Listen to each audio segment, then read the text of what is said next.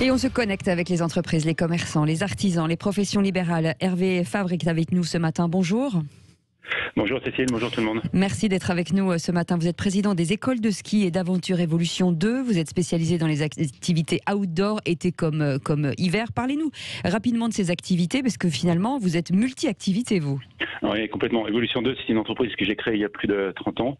Maintenant, c'est un réseau de 30 sociétés qui exploitent la marque sur des sports d'aventure et de l'événementiel. Donc, des activités très, très touchées actuellement, comme vous pouvez l'imaginer.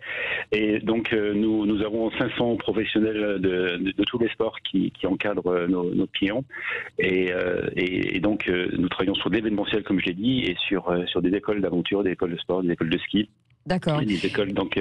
Faisons le point de ce qui est autorisé ou pas chez vous, parce que il y a des chiens de traîneau, du ski, on sait que c'est pas possible.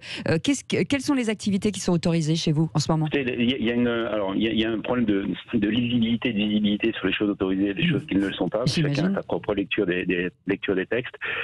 Aujourd'hui, on peut imaginer qu'on est autorisé à encadrer des clients. On ne sait pas encore combien, les groupes notamment, mais surtout ce qui est en dehors des remontées mécaniques. Donc le ski potentiellement, vous savez qu'en ski on peut aussi monter avec ce qu'on appelle des pots de phoque, du ski de randonnée.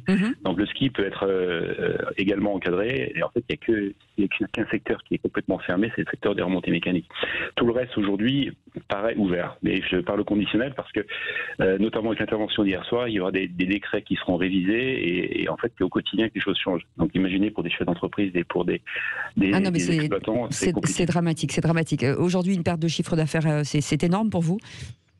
Oui, c'est énorme, et puis ça dure depuis longtemps. Alors, on est habitué à avoir des confinements économiques, puisque vous savez que dans le secteur touristique, il y a des moments où on ne travaille pas du tout. Donc, le seul problème, c'est que là, on ne sait pas quand on va ouvrir, on ne sait pas quand on va pouvoir vraiment travailler. Donc, c'est clair que le monde du tourisme est en berne. Hein. Oui, c'est difficile. Alors, beaucoup d'annulations, j'imagine aussi beaucoup de reports. Est-ce que ça veut dire que dans cette année très perturbée, est-ce qu'on pourrait avoir une forte fréquentation sur des périodes plutôt creuses habituellement? Est-ce que ça va déplacer vos moments de travail les plus importants? On est sur plein d'imaginaires, donc ce qui est clair, c'est qu'on pense et on espère que vous savez que la montagne, ce n'est pas que le ski, la montagne, c'est avant tout la montagne à part entière. Été comme hiver, il faut le rappeler, parce que l'été, ça fonctionne très bien aussi. Vous vous rappelez qu'il y a eu un boost de fréquentation sur juillet-août cet été, et avec les conditions qu'on a eues, les gens vont revenir parce que la montagne, c'est vraiment un lieu d'été qui est fantastique, été comme hiver, avec quasiment 4 saisons. Rien que pour s'oxygéner, c'est bien. Complètement, et puis on voit toujours la montagne comme le sport avec un gros S, mais aussi c'est la contemplation, c'est l'oxygénation, c'est se balader avec ses enfants, c'est profiter des grands espaces.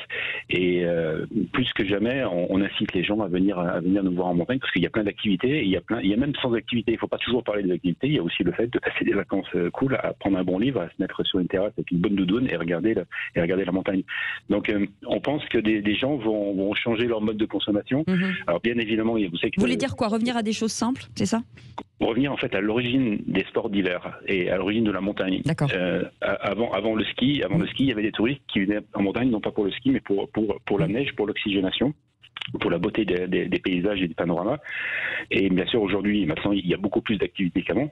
Ce qui veut dire qu'il n'y a pas que le ski, les gens vont pouvoir faire des activités, bien évidemment. Eh bien voilà, on va y revenir. Merci beaucoup Hervé Favre, président des écoles de ski d'aventure Évolution 2. Merci d'avoir été avec nous, c'est le Grand Matin Sud Radio.